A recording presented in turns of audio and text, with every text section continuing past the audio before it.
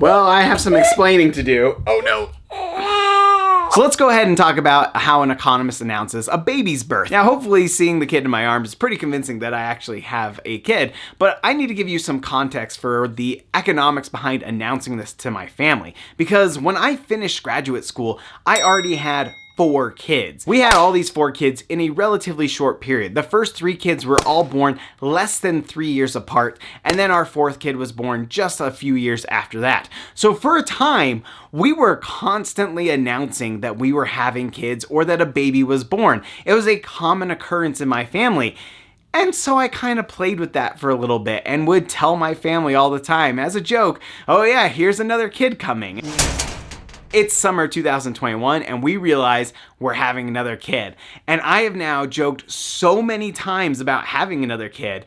I know that my family is going to be a little bit skeptical when I come up with that announcement again. So I have to think of a credible way to show that I have a kid. I don't want any cheap talk. Cheap talk is saying things that have no meaning to them, and that was all my jokes before. Now I need a signal that says what I'm saying is true. I decided to have a little bit of fun with it. Alrighty, can I get your ID and then we'll go ahead and sign this? I had a letter notarized saying that we were having another kid. A notary actually takes effort to go out and do. Like, if I was really committed to the joke, I guess I could go out and do that. But it's not really worth my time to go out and find a notary and get them to sign this document if I'm just pulling a joke. So this was my way of credibly showing my family that I was actually having another kid.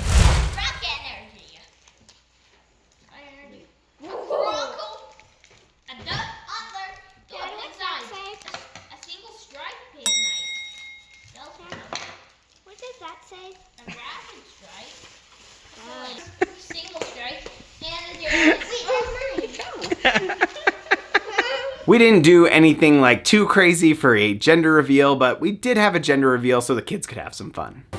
Oh, one more. Oh, okay, let's do it. All right, Mazer, hit right here.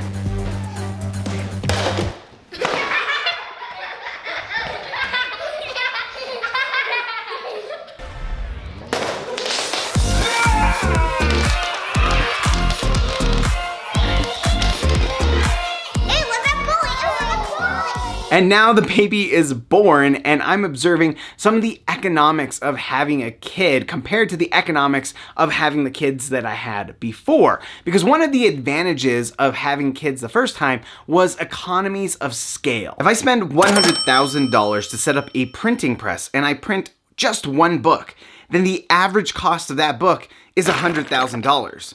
But if I print 1 million books, then the average cost is only 10 cents plus the cost of the paper.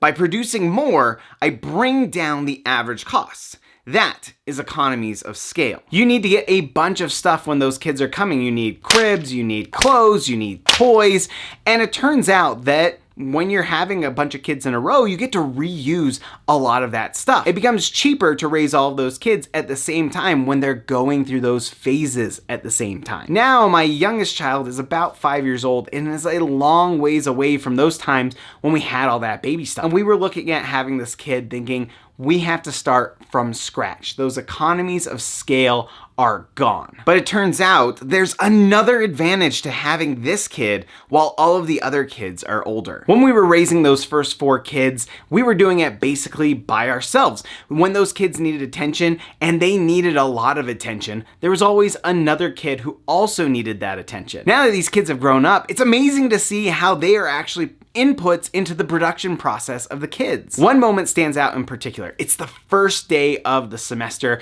and I'm trying to get ready to head out to classes. I'm trying to eat some lunch before I go, but I have a screaming baby in my arms. My wife is running an errand, so she's not there to help out with the baby, so I'm stuck trying to figure out how I'm going to get ready to leave for class on time while this baby is screaming his head off. That's when my 10-year-old son shows up. He says, "Dad, let me hold him, let me rock him, and take care of him while you eat your lunch." And this was amazing. I had never had this before when I was raising the the other kids. So he takes him over to the couch, he soothes him, his sister, who is 8, comes in and starts reading a book, and it's amazing to see how I have 2 capable kids bringing down the costs of raising kids. Maybe this is just a little too much economics nerding out right here, but it is awesome to see the economics of creating a family and how those economics have changed since my first kids and this kid. We are so excited to have this kid in our life and so excited to share economics with you.